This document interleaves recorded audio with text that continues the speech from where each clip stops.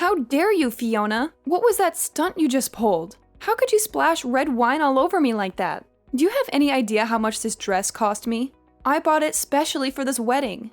Ugh, please save your whining for someone who cares. You're nothing but a nuisance to me. You always ruin everything with your presence. So, I decided to give you a little makeover. You don't belong here anyway. What do you mean I don't belong here? I'm here because you asked me to be here, remember? You sent me a text in the middle of the ceremony, telling me to get you some cigarettes. And I did. I drove all the way to the nearest convenience store and back. Well, you shouldn't have come back so soon. I was hoping you would get lost on the way. Are you kidding me? You're the one who always nags me to hurry up and do what you want. And besides, today is a very special day. It's the wedding of our CEO. I didn't want to miss any of it, so I rushed to get you those cigarettes. And do you know why I wanted you to miss some of it? Because I wanted to get rid of you for the bouquet toss. But now that you're back, you ruined my plan. The bouquet toss? Is that what this is all about? You're seriously trying to catch the bouquet today? Of course I am. I'm turning 34 this year. And I don't want to end up as a spinster. I need to find a husband as soon as possible. And that's why today I'm determined to catch the bouquet. And not just any bouquet, the one thrown by the CEO's wife herself. That will surely bring me good luck in love this year. And that's why you had to ruin my dress? Yes, because this is a very important day for me. This is the wedding of my boss. And everyone who matters is here. All the colleagues, all the clients, and all the young and handsome CEOs from other companies. I want to impress them all by catching that bouquet in front of them. So that's your goal, huh? The one I have my eye on is the young CEO of Green Life, the company we just partnered with. The first time I saw him at the office, I felt butterflies in my stomach. I knew I had to make him mine. What? Mary? Yes, that's why today, after I catch that bouquet, I'll make my move on him. I'm sure he'll notice me. And then I'll flirt with him and charm him. Once he talks to me, he'll fall for me. And since I'm a mature and confident woman, he'll be happy to marry me. So that's why you're trying to eliminate the competition. But I'm sorry to tell you, you won't get away with this. If you wanted me out of the bouquet toss, you should have talked to me like an adult. Shut up, you pathetic woman. Ever since this wedding started, I knew you were in trouble. Even though you're below me in the company, you act like you're better than me. But I won't let you steal that young CEO from me. What on earth are you talking about? I've been watching that young man all day. He's been glancing at me a lot. I thought he was into me. But then I realized he was looking at you. Really? I didn't notice him at all. That's because you're too innocent and clueless. You can't do anything right, even when I ask you to do me a favor. You went to get me some cigarettes, but you came back too soon. If you dare steal my man from me, I'll cut your salary. What? You can't do that. And I'm not interested in that man.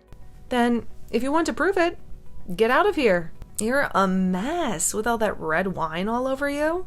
You're spoiling the mood of this wedding. A worthless girl like you should go home. Nobody will miss you. How can you say that, you old witch?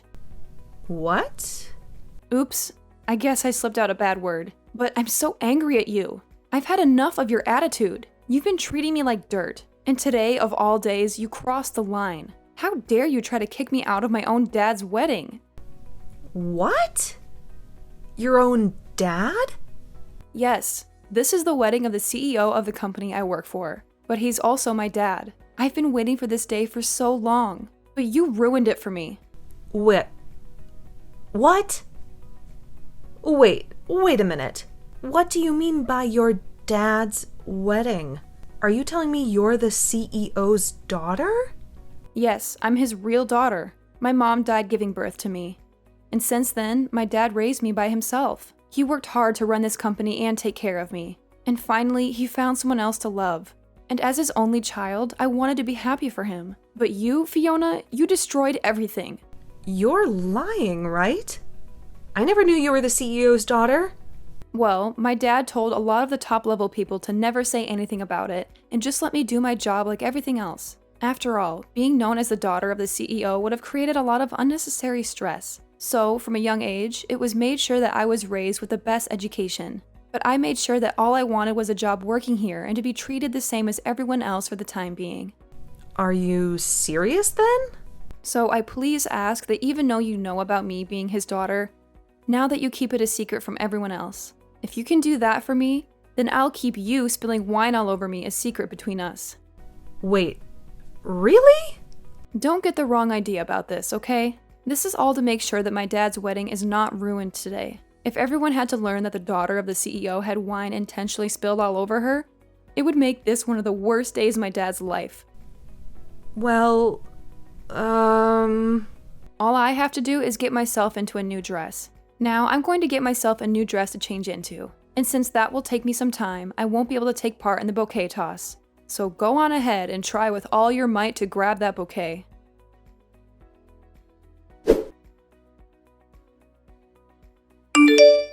Hey, Laurel. How about we go for lunch today? I have a place in mind that I really want to try. What? Why are you asking me that? You never invited me to lunch before. And what happened to calling me a useless subordinate? Don't be silly. When did I ever call you that? Laurel, I would never insult someone as valuable as my coworker. What? Well, just let me know when you're done with your work this morning and we can go together. But I hope you don't mind the restaurant I picked. It's just a regular place that everyone goes to for lunch. It might not be suitable for the CEO's daughter. What are you up to? If you're trying to suck up to me now, it's too late. You can't erase everything you did to me before with one lunch. What? I'm not sucking up to you. I just want to spend some quality time with you since I'm your boss. Well, then forget it. I'm not interested. And besides, I'm already having my lunch right now. What? Really? Then I'll just grab my lunch and join you. Where are you eating? No thanks. I don't want you here. Well, if you're going to be so rude, I'll tell you the truth. I actually need to talk to you about something. I have a little problem that's bothering me, and I can't concentrate on my work. And I thought you, as a wonderful subordinate, could help me out. You have a problem? If I'm not able to do my best with my work here by focusing on my tasks at hand, then this company could run into some problems as well, right? And that would lead to your daddy becoming very sad about the state of his company. As the daughter of the CEO and being my subordinate, I'd like for you to listen to me. Well, if that's all you want, then tell me right now. Because I am not interested in having lunch together with you. Come on. You're being too stubborn, Laurel. I'm just asking for you to hear me out about a couple of things.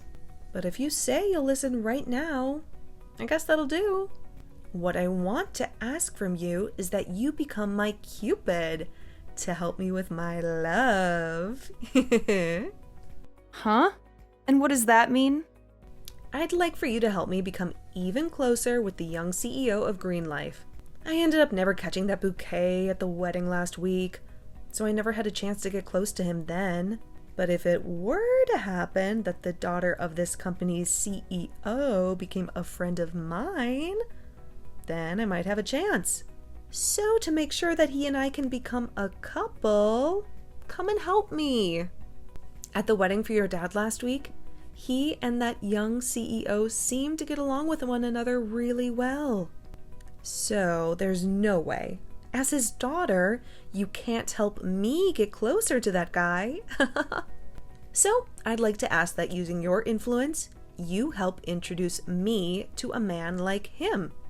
And in that way, you'll be helping me get married to him. Well, Fiona, I will not help you in any way with that. What? If you had some issue related to work, I wouldn't mind helping. But I have no interest in your private life. You are free to be upset about whatever it is that happens at home. But when you are in the office, you should be focused on your work at hand. Hey, hold on, Laurel. What do you think you're doing? Saying no to your boss's request? With what you had just been asking from me, there was no relation to us being boss and subordinate. Huh? You stop right there. I am asking for your hand in all of this, so don't think you can talk back to me. I don't care that you are the CEO's daughter. You cannot speak to me that way. I'm not acting this way because I'm his daughter, though. You are! You are acting like a stuck-up jerk right now because of your status.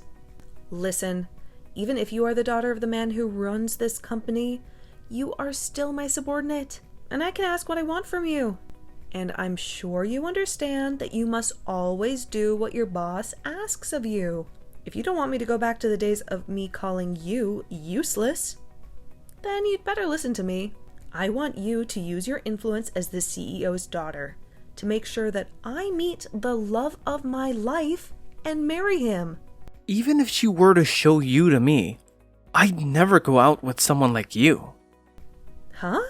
I wonder who is really abusing their status right now. You're the one using your position as boss to ask your subordinate to help you with a personal issue outside the company. As her older brother, I will not let you keep doing this to Laurel. Older brother? Huh? You're Laurel's older brother then? In other words, you're the son of the CEO then? But Laurel said she was an only child. I am also the CEO of Green Life, Luis. Thank you so much for attending my father's wedding last week. And I also want to thank you for looking after my sister as she began working within that company. What? So you're the young CEO from Green Life? And for whatever reason, I can see that you're really interested in me. But I'm sorry, I will never be going out with you in any way. Huh? I'm not really fond of people who call my sister a useless subordinate, as well as doing other unjust things as she's trying to get her work done. Wait a minute. Louis, I think you misunderstood. That was just me talking to her on a more personal level. To me, Laurel is a very important subordinate, so I had to keep her in line. Huh? So you spoke to her like that on a personal level then?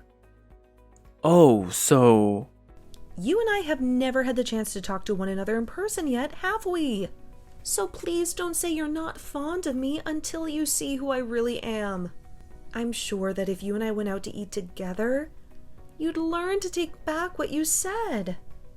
You have a lot of confidence in yourself, don't you? I've been told a lot that I'm a really good-looking woman for being in my 30s. And so I'm sure that someone as young and fit as you would fall in love with me as well. And also, during your dad's wedding last week, you were looking at me over and over again, right? I know that you felt a little something for me back then, didn't you? Back then, I was not looking at you. All those times, I was just looking at my younger sister. So don't think I had any feelings for you back then, huh? I happened to talk with my sister about her job quite a lot. She always comes to me asking for help with things like the relationship she has with you, always telling me things aren't going well. And about you calling her useless, that you gave her crappy jobs to work on, and when she would help you finish a project, you would end up blaming her for any mistakes that there might have been. You really do check out as the type of woman with that toxic attitude. That'll never happen between us. I believe that Laurel is just a little confused about things here. I'm not the kind of boss to bully any of my subordinates like that, Lewis. Well, if that happens to be the case, I'd like for you to stop thinking about dating me, and to never bother my sister with anything besides work ever again. And when it comes to the work you give her, make sure it's the work she's supposed to do and nothing else. Now, I'll be going. I just finished having a great lunch with Laurel, and I have to get back to business myself. Wait, what have you done?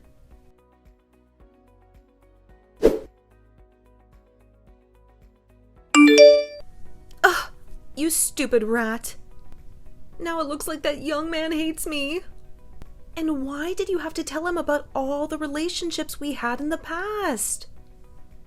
I didn't do anything wrong, though.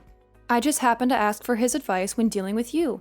And it's the truth that you always call me useless and would always get upset with me for mistakes I made doing your own job. Shut up already. You're still my subordinate, and you have no right talking back to me like that. All right, go and talk to him about how you messed up and lied about what you said about me. Tell him that I'm an amazing boss and woman, so that he'll start to like me again. If you don't do that, then I'll have you fired. Huh? Fire me? It doesn't matter if you're the daughter of the CEO or not. After all, nobody else knows that about you anyway. And so when you're someone that everyone couldn't care less about, being fired is not a big deal. And if you're so upset about the way I've been treating you, allow me to end it all for you. I have to ask, how many people have you fired already for not doing as you liked? I'm sorry, Fiona, but you're not going to be able to get away with that anymore. Huh? I've already heard about this stuff from other employees, about how anyone that works under you always gets fired or quits within a couple of months of being your subordinate. But with the company becoming more interested in what's going on with your department, your best bet is to run. What are you even talking about? Don't act as though I have some sort of pleasure in firing those that work for me. But that could be just the case, right? You always try and force people to make mistakes and then criticize the hell out of them for it. And so when you've had enough picking on them, you end up firing them and moving on to the next victim, right? And if you try and dig your way out of this one, I've made sure to collect all the evidence I need. What evidence? When talking further with some of these other coworkers and employees, they made sure to tell me everything about what's been going on with you. But I am not going to forgive you for being compliant with my dad's company. Hence the reason I always put up with the way you called me names and forced me into tough positions. And after doing that for a while now, I was able to get all I needed to make sure that you never get away with it again. But what kind of evidence could you have? You've already made the choice to be fired by me, so nobody in the higher-ups position will listen to you. And I'm sure that evidence isn't anything anyway. Nobody has been fired or quit yet, so there's still lots of ears ready to listen. Oh, and did I tell you I spoke with those that you ended up firing before? They all gave me lots of juicy evidence when it comes to things you did to them. What did you say? I can't believe I was able to get all this evidence on you, because I'm sure with the way things were going between you and me, you would really have ruined the image of this company. So I've now come to the conclusion that the only way to end all this within your department is to have you fired. Wait a minute. Laurel, what do you mean have me fired? I'm one of the big players within this company. I'm the one who puts in the effort for a lot of sales and everything that has to do with selling to customers. But you always end up handing off your work to your subordinates. So perhaps they were the ones really making things work for the company. And all I've gathered is evidence I'll bring to HR and have them think about you. And of course, I'll also be letting my dad know about this as well. I'll even make sure to ask him to have you let go of as soon as possible. You're lying, right?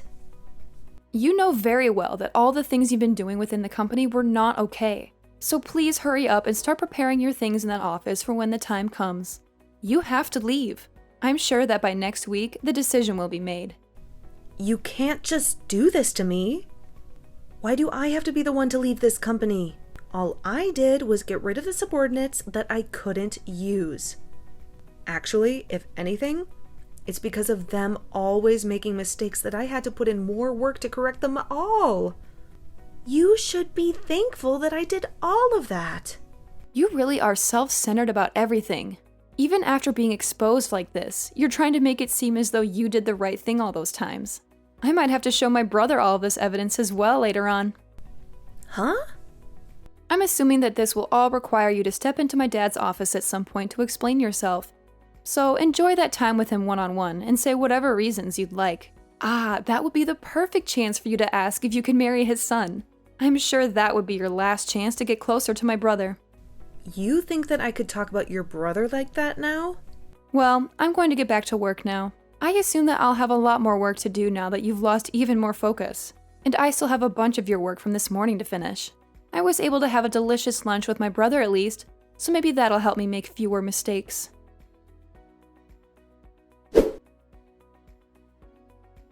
No sooner had she spilled the wine on me than Fiona was summoned to my dad's office, where he gave her the ultimatum. Pack your things and get out of here. You're fired.